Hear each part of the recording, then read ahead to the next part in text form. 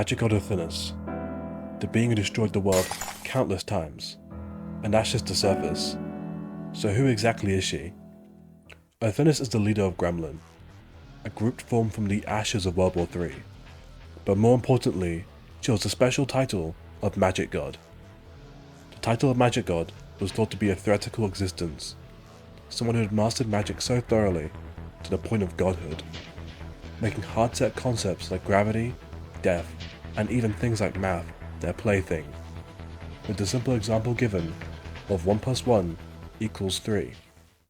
Othinus makes her first appearance at the apex of a wild and heightened conflict during Baggage City, a major conflict between magic and science as Gremlin took on the Kiharas.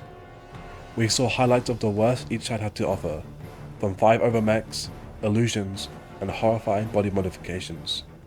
The conflict came to a crashing halt when Othinus appeared. She grabbed the dying shelf in her hand and crushed it with ease. The very sword slated to end humanity and contained the power to destroy the world was less than nothing to her at that moment. The magnitude of this feat cannot be overstated. It's shown often that objects that contain vast amounts of power need equivalent durability to contain it, like when Fiamma said flowing his power through the katana would shatter it, or when Arco of the Back nearly killed himself trying to absorb more power than he could against Gabriel. Therefore, Othinus is already outputting planet-destroying levels of force with just her hand. She didn't stop there, with her easily grabbing Toma's arm, crushing it, and then obliterating the invisible thing inside of it. The very same power that scared Fiamma. However, the power of the invisible thing at the time is unknown. Othinus herself remarks, "It's more disappointing than its last appearance, and we know the invisible thing's power can vary." Things now get interesting. The dying shelf gave off so much fear it could stop people's hearts, just from the thought of it being unsheathed. Othinus is described as a different animal entirely. The fear she gives off paralyzes Maria, with the statement saying it's so potent that if a group of soldiers were trying to confront her, then they would all kill themselves in a fight of who had to go first. Her described ultimate power on complete display, only for the atmosphere of dread to be shattered by the only rival to her impossible position, the failed magic god, Othinus. He greets her how you would expect, just a casual exchange of tens of thousands of explosions, with no visual phenomena that Maria watching on in horror can't even process. We now get explanation of how Othinus is not as almighty as she seems. Her disposition, her very nature, goes against her. With access to infinite possibilities, she has both the positive and negative, a 50-50, where she could easily destroy the world or lose a simple game of rock, paper, scissors. However, Othinus viewed the 50-50 limitation is not the full picture, and he is shown to be wrong by later events. Othinus then states flatly he loses to her in overall power, and that he cannot kill her, something much to his disappointment. So he brought a trump card. Out comes Fiamma of the Right. After a conflict that was on another level from everything before in Baggage City, we cut to Othinus walking out with a fainted Marian in tow. Othinus laments to Marian that as things are now, she cannot beat Othinus, and every time they fight it ends in a draw. But wait a second, what happened in the fight just now? Since it was off screen, let me explain. Othinus, despite her powers, lost in heavy quotation marks, but essentially, she wanted to press forward and get rid of them. However, we now see her leaving when they stayed, and all parties are unharmed.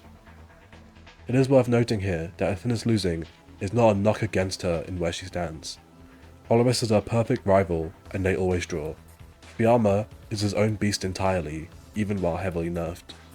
Othinus also leaves with Marian unharmed, and she too isn't that phased, so the severity of the loss is up to interpretation. Whether you think they bullied her, or whether you think it was an unending conflict with no winner she simply got bored of. We kick off the next volume with a top-tier glaze session from Othinus. He states it plainly that there is nothing in the world Othinus cannot do, and that due to her infinite possibilities, she needs the Gungnir, not to boost her power, but to guide it into the right direction. Othinus then concludes the only thing that can stand up to her are Toma's Imagine Breaker and her 50-50 restriction. This is then compounded when Thor says how none of the fights between Othinus' group and Gremlin really matter. The only main players on the stage are Othinus and Othinus. Gremlin is just a piece on the chessboard for Othinus to use. Othinus finally makes an appearance again, literally teleporting onto the scene, with a line about how distance holds no meaning to her. She then punishes Othinus LARPing his fall for his failure, severing his arm. But then it happens. Her arm comes off too. This is the negative aspect of infinite possibilities. When Othinus hits a failure, she does the action and suffers the equivalent blowback. This blowback even ignores her nature ability, as although it's always pretending to be Thor, she doesn't question how she suffered the attack as well, despite the massive difference in specs. Othinus feels no pain from her arm being severed, and is reattached casually. The narration then declares that Othinus can make all impossibilities possible. This is actually a step beyond infinite possibilities. First off, infinites do have limits. For example, imagine infinite even numbers. Although it contains an infinite amount of evens, it would still be inferior to an infinite amount of numbers in general. So to contain all possibilities would mean every single possibility that could exist is in her grasp. We then learn what the real Thor is up to, as he contemplates his fate having betrayed Gremlin. He was strong-armed into a deal by Othinus, and says that going against either Othinus or Othinus are both hellish options. Thor even remarks how if he went against Othinus, he would be buried 6 foot under. This is actually really impressive. Thor has a unique characteristic known as Almighty Thor, a defensive ability that makes it so the world moves for him, allowing him to evade or dodge any attack thrown at him. Kamachi even directly compares it to a Waki in a perfect mode, with added statements of distance being meaningless. This makes the ability in of itself function like inaccessible speed.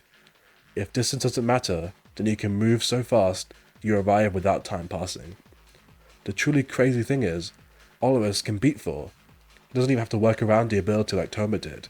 He just does it with brute force. And Othinus' physical abilities are compared to Othinus, so she can do this as well. With New Testament 8 marking the creation of the Gungnir, we see Othinus talking to Thor. She remarks how even with the 3 big churches and Othinus group after her, the thing that truly makes Othinus cautious is the shadow of her negative possibilities. But once she gets to Gungnir, she can plunge the infinite reaches of history into her tyrannical rule. But before that, they need the help of Kakai, the second rank level 5. He gains consciousness once more, and is ready to punish the people that arrogantly thought they could control him.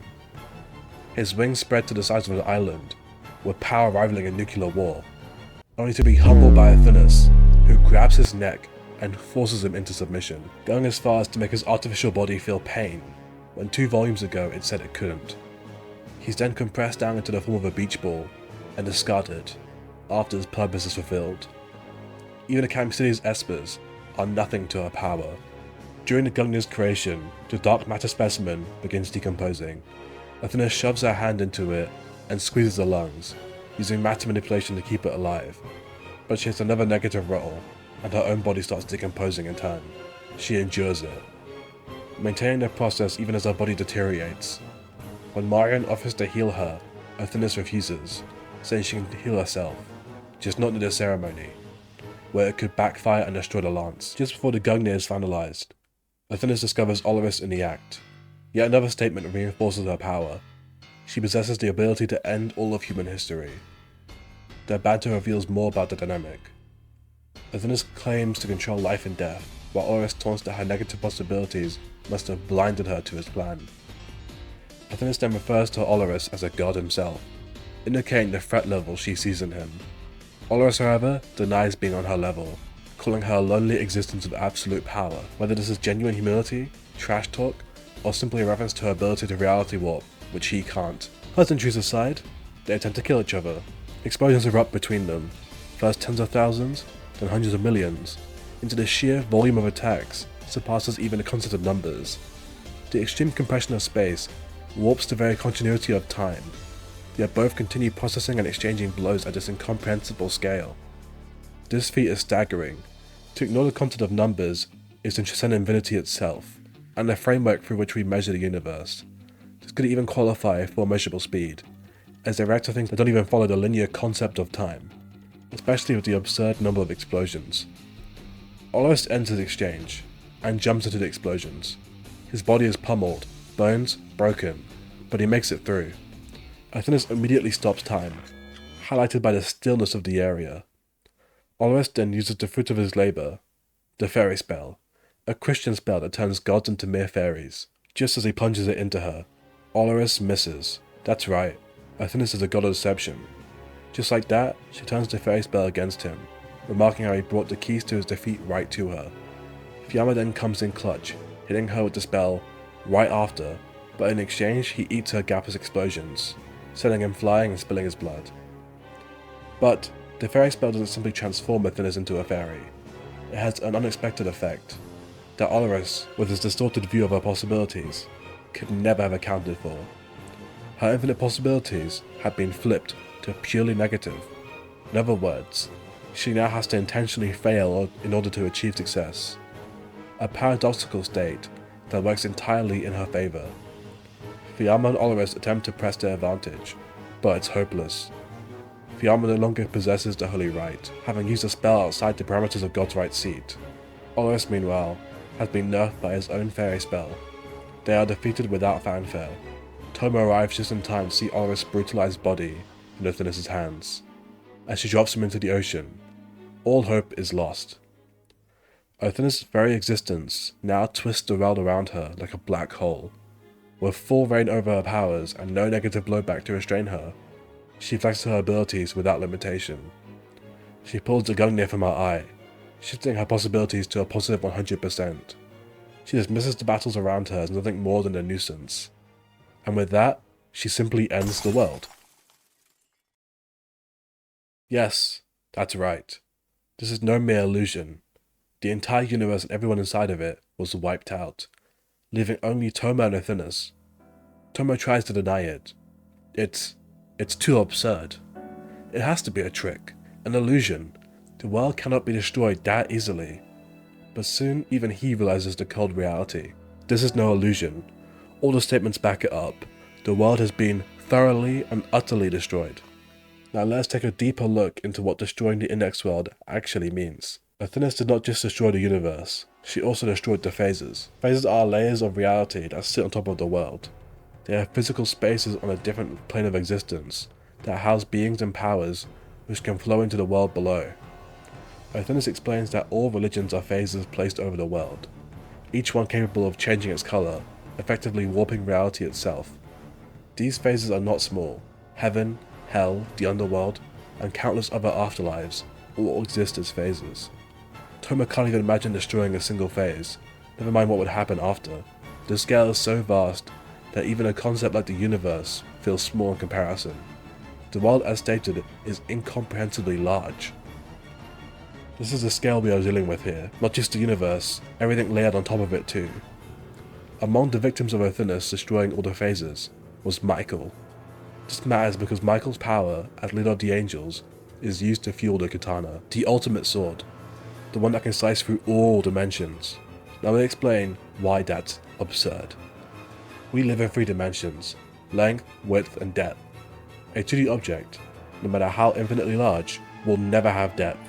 It will always be geometrically smaller than a finite 3D object, because it lacks volume. Apply that principle upward. A 4D object operates on a spatial axis we can't even perceive. Our entire 3D universe, even if made infinite, would be smaller than a finite 4D structure.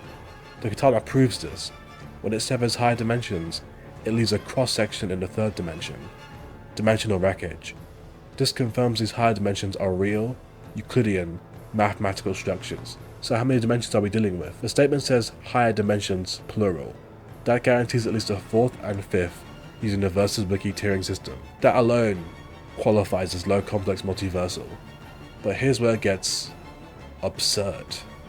Additional statements clarify that the katana slices through as many dimensions as can be represented with a whole number. Whole numbers, the infinite set, 1, 2, 3, a million, trillion, and beyond. Any whole number can be made bigger by simply adding 1 at the end. There is no limit. Katana cuts through all of them, and Othinus is above this sword. Her power explicitly affects every dimension. That qualifies her for high hyperversal tier. She can affect an infinite amount of higher dimensions. Let that sink in. Infinite, higher dimensions, all under her control. Here's the part that breaks most people's understanding. Everything we have covered so far, the destroyed universe, the erased phases, That was not her going all out. Index, a Grimoire library, with potential to become a magic god herself, teams up with Birdway, a hyper-talented prodigy magician. Together, they managed to replicate a single fragment of Gungnir. Just one fragment, a fraction of a fraction, and that fragment alone was enough to recreate the world-ending destruction. But humans cannot do what gods do. They had to go narrow and deep, cutting the power down to a size that they could handle. Othinus does not have that limitation. The Gungnir throw that shattered the infinite dimensions, that was her getting annoyed. Her power truly has no equal. Even Crozon, the demon of the abyss, pales in comparison. Her ultimate attack only rivals the Gungnir. Othinus' powers do not stop at destruction either. The contents of the universe are hers to toy with as she pleases. She threw the moon at Toma. Not a projection, not an illusion, the actual moon. She transformed stars of the night into spears of light and rained them down. She could take two galaxies and crush him between them. To put that in perspective, the Milky Way and Andromeda are 2.5 million light years apart.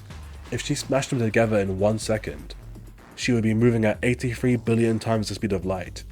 Even if you downplay it and say it took 60 years, that is still over 41,000 times the speed of light. This is just one of her casual moves. Now, a magic god's greatest power is not destruction, it is creation. Over the course of New Testament 9, Othinus created billions of worlds to break Toma. Each one was a complete reality. Version Alpha made everyone hate him, his parents, his friends, the entire world saw him as a demon to be destroyed.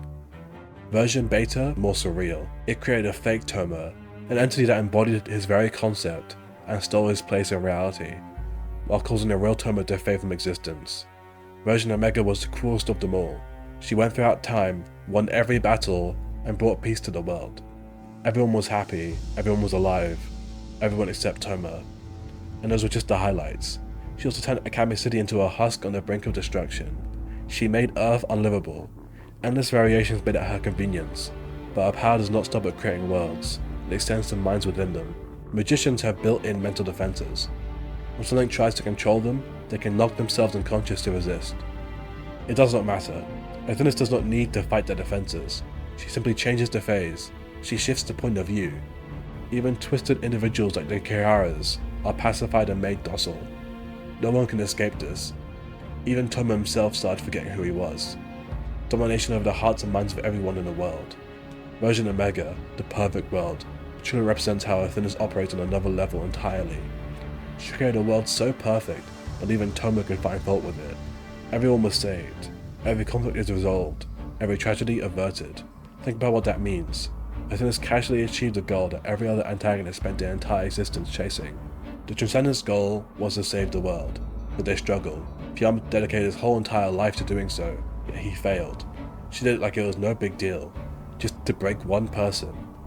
And that's just the tip of the iceberg. On a whim, she brought Toma to the pure world, the bottom layer of reality, removed from religion and governed by physical laws. She acknowledged that Alistair and the Golden Dawn had been trying to reach it for years. They never succeeded. The greatest magician in history built his entire plan around reaching that layer. Othinus didn't even bat an eye at this achievement, but comparisons to other characters only tell part of the story. To truly understand the scope of her power, you have to look at what actually threatens the verse's strongest beings. Miracles.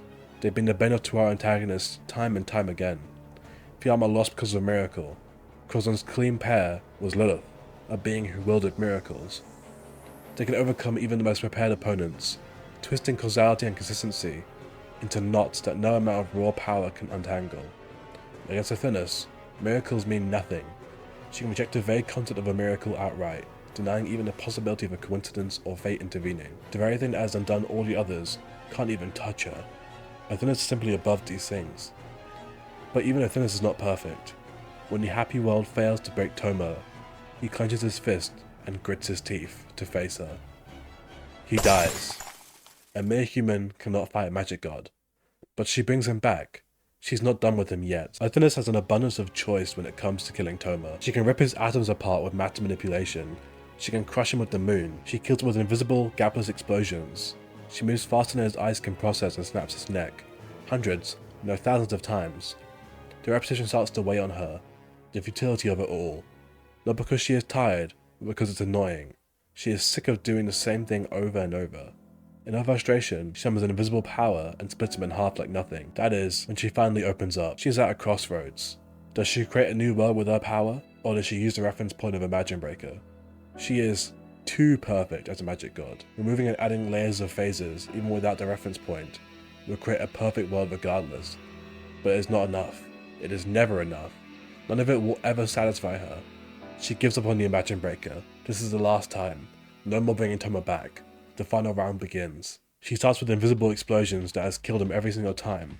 But Toma has died too many times. He knows her. He dodges. She turns the stars into spears. He dodges again. How? He's not on our level. But Othinus realizes the truth. Victory has poisoned her mind. Winning has become too easy. So she's defaulted to the same moves. She's stalled. While Toma has learned, her frustration mounts. Her focus is turning to mush. Blood vessels pulse violently in her head. Finally, she admits it. Toma is a rival on the same level as Othinus. Enraged, she pulls out the Gungnir. Time stops. Space compresses. The standard concepts of time become meaningless to her. Think about that for a second. The standard concept of time are that it moves forward and it does not stop or go backwards. It doesn't matter to her. Some might argue it's just a reference to her time control abilities. But consider this. Just because you control your arm does not mean you make it meaningless. It is still a useful tool you rely on. Othinus' speed truly fits the immeasurable tier. Then she throws the Gungnir. The runes imparted on it give access to a set of rules it must follow. The power it imparts on the world. First, it was made to be thrown. Second, it will always hit the target when thrown. This is reinforced by what happens the moment she throws it. The walls of the phases and the world itself shatter, plunging everything into the black void. The speed is so overwhelming that the narrator states no one can reach the tip of the Gungnir before being crushed. You are dead before you see it. Third, it cannot be shot down or destroyed mid-flight. To do so would require matching the power of sacrificing the world. Fourth, it will always return back to her. The final rule. It destroys all symbols of human power. This ability puts the Gungnir above the other weapons of the gods. It can't lose to humans. It forces overwhelming feelings of resignation to even experienced heroes. This is the move that would allow her to beat Othinus and Fiamma. Not even they can stand up to it. The Gungnir and the Magic Breaker clash. The Gungnir tries to return Rule 4, but falls apart and shatters as it does. The reference point levels all things. Othinus is forcibly ripped back to negative possibilities using the fairy spell. But it's time for one last trump card. Complex patterns spiral on forever. The world is creaking. Not even Almighty Thor is surviving this. This magic isn't reflective of Odin anymore. But what does that matter now when faced with something on this scale? With her power now stretched out across the black world, she forces it into a crossbow. 10 shots, 10 arrows. The first arrow is compared to a railgun that stretches across the universe, accelerating eternally before firing. In other words, infinite speed. The destructive power is enough to destroy a planet or two, but it is so fast it would pierce straight through, rather than destroy it. The second arrow shows that she is pouring all her strength into each one. Toma barely dodges, and the impact carves out a giant valley in the empty void. The third, fourth, and fifth arrows have no fancy descriptions. They simply come from underground, from odd angles, from unexpected directions. The sixth and seventh arrows are fired by Othinus herself. They graze her body, but do no damage. They bash into each other and home in on the target with complex precision. The eighth arrow overcomes the restrictions of the third dimension. It teleports into the space where Toma's head originally was, splitting it open and assaulting the world. The ninth arrow ignores the concept of numbers. It rains down so many arrows that they cover the entire sky of the world. The 10th arrow comes from directly behind her, shooting through her body and into her target. Time stops. Toma, who has adapted to her, still dies. This shot carries his heart to the furthest reaches of the Black World, a world that literally goes on forever. With Toma dead, she's finally won.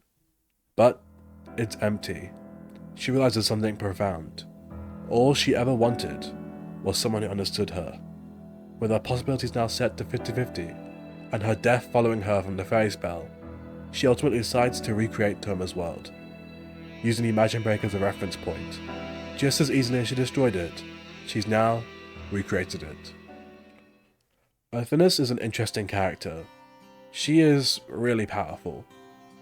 As we've covered, that even now in the newest volumes, new antagonists like Alice and Another Bible are still compared to her. But Othinus isn't just a Tia. She has what it means to be at the top of the mountain, the crystallization of magic. She mastered it to the point of godhood. She can shape reality and make new worlds as she pleases. And she is still unsatisfied. Lonely. You cannot create your own happiness by yourself, no matter how strong you are. That is the tragedy of Othinus, the strongest and the loneliest.